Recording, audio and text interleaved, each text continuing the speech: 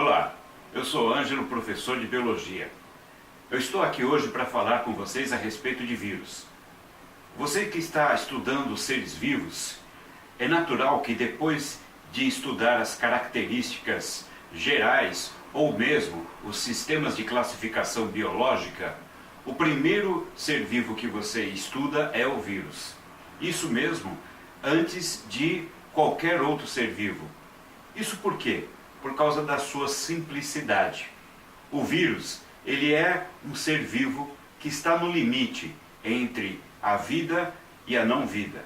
Ou seja, o vírus, ele é tão simples, tão primário, que muitas vezes nós duvidamos que ele é um ser vivo. Porque ele não apresenta nenhuma característica como reprodução, crescimento ou mesmo metabolismo. Eu citei 3 características interessantes que todos os seres vivos têm, menos o vírus. O vírus tem alguma coisa de ser vivo. No caso, ele é capaz de se reproduzir. Só que ele faz isso de uma forma muito simples. E ele não consegue fazê-lo de forma independente. Ele precisa do material genético de um hospedeiro. E esse hospedeiro é uma célula. Isso porque o vírus é muito pequeno.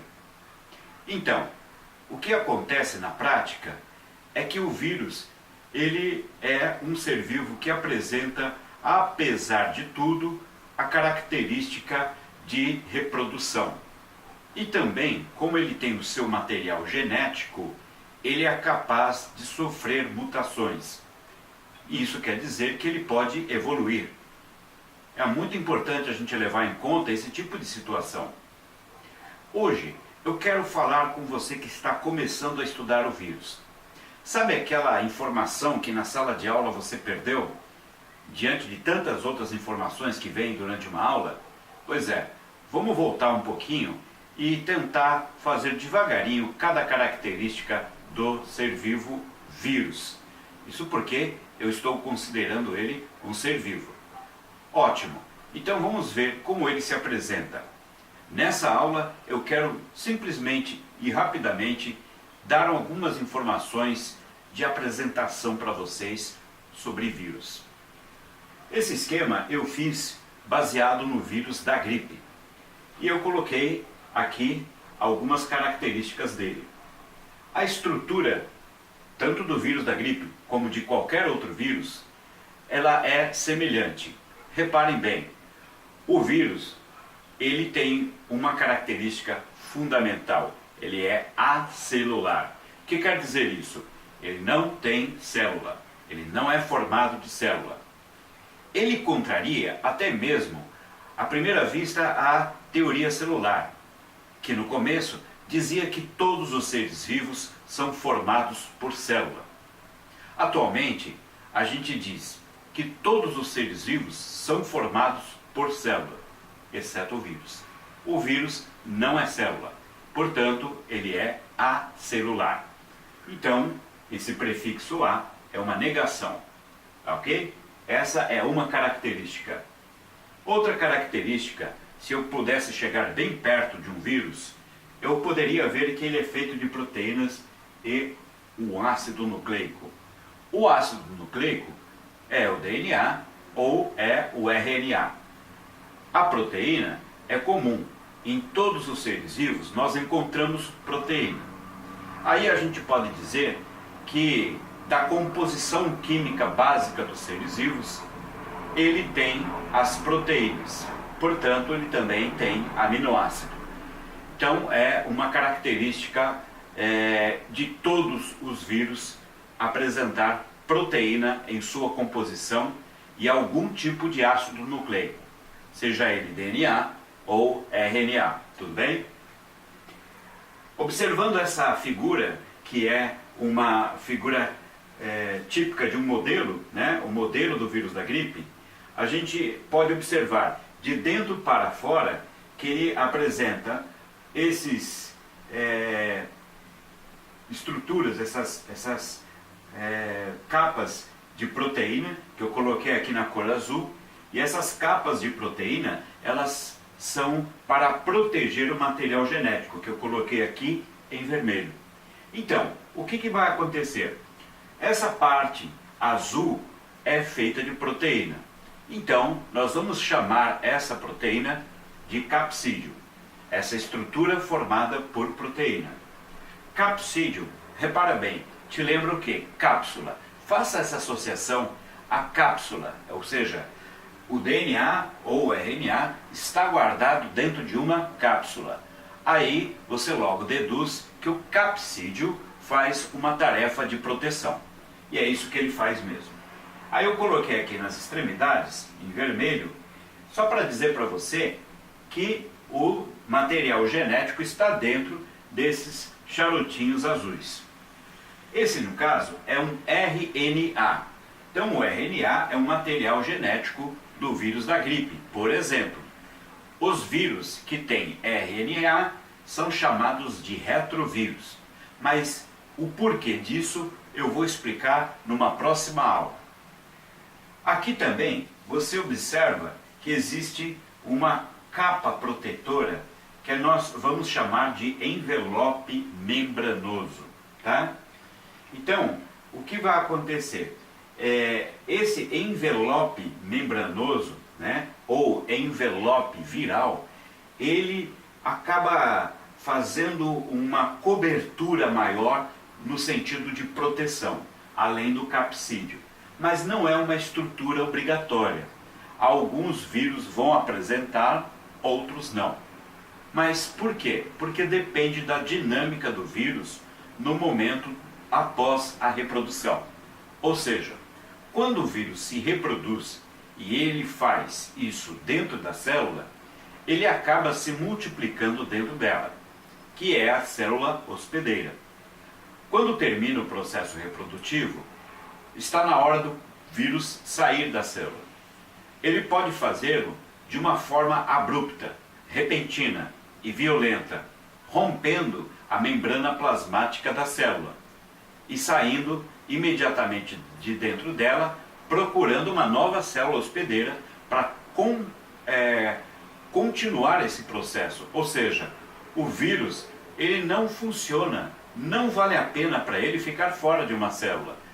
Por isso, a gente acaba deduzindo que a velocidade, né, de infecção, a velocidade da propagação da doença que o vírus causa é rápida, porque para o vírus não compensa ficar fora de uma célula. Fora de uma célula, o vírus não apresenta nada que possa lembrar que ele está vivo. Então, esse envelope é uma membrana lipoproteica e que não é obrigatória. Bom, aí você pode pensar assim, bom, o professor falou no começo, né, e está aqui registrado, que os vírus são feitos de proteínas e ácidos nucleicos. Não falou lipoproteico. Lipoproteico, mas você, como é estudante, e está, por exemplo, no segundo ano do ensino médio, você já ouviu essa palavra quando no primeiro ano do ensino médio você estudou células. A membrana plasmática é lipoproteica. Poxa, mas espera aí. O vírus, então, ele não é tão simples assim? Ele é um pouquinho sofisticado? Além da proteína, ele tem um lipídio? Não. Na verdade, ele não é um vírus, na essência, se ele tiver o lipoproteico, o componente lipoproteico. Por quê? É o seguinte, essa membrana é a membrana plasmática da célula. Não é uma estrutura criada pelo vírus. É uma estrutura que o vírus trouxe para ele da célula. Como assim? Eu falei que o vírus pode sair da célula de uma forma repentina, furando a célula e causando um dano à célula, porque muitas vezes vários vírus saindo da célula acabam furando ele por tudo quanto é lado e ele acaba morrendo. Mas se ele sair aos poucos, ou seja, se ele sair um por vez ou se ele sair devagar, o que vai acontecer? Ele sai como se fosse uma bolha de sabão. E se ele fizer isso, o que vai acontecer? A membrana não vai se romper. Ela vai envolver o vírus na hora que ele estiver saindo. Então, o vírus, ele forma uma bolha, onde ele se encontra dentro dessa bolha, que é o envelope membranoso. E esse material sai junto com o vírus. Em outras palavras, o envelope membranoso nada mais é que um pedaço da membrana plasmática da célula onde o vírus estava hospedado e se reproduzindo. É lógico que isso prejudica a célula, porque a célula está perdendo pedaços da sua membrana. Porém, ele continua, mais protegido, a célula tem uma vida maior, porque a célula ela não se rompeu repentinamente, e o vírus ganhou um pacotinho, um pacotinho a mais para protegê-lo. Quanto ao material genético, o ácido nucleico realmente é o DNA ou RNA. E aí você vai ter alguns vírus que têm o DNA e alguns vírus que têm o RNA, ok? Existe a possibilidade do vírus ser mais rápido e mais agressivo ainda no sentido de mutações se ele tiver o RNA do que se ele tiver o DNA. Bom, não cabe aqui uma explicação muito detalhada, mas é só você pensar. Se o vírus tem o DNA e o DNA é uma dupla hélice e o vírus tiver RNA, sendo o RNA uma hélice simples, é muito mais fácil quebrar, fraturar, fragmentar o RNA do que o DNA. E ao ser fragmentado, o RNA também se rejunta. E ao se rejuntar, ele pode inverter pedaços de lugar e assim causar uma mutação nova. O vírus da gripe, por exemplo, já teve tantas versões desde a sua origem, até os dias de hoje, que praticamente alguns tipos de gripe não existe nem vacina mais, porque não compensa. Tamanha a velocidade de mutação desse vírus, ok? Bom, espero ter sido claro para vocês. Aguardo vocês no próximo vírus, aliás, na próxima aula, em que nós vamos discutir mais alguma coisa sobre vírus. Olha, um abraço para você e até a próxima. Tchau!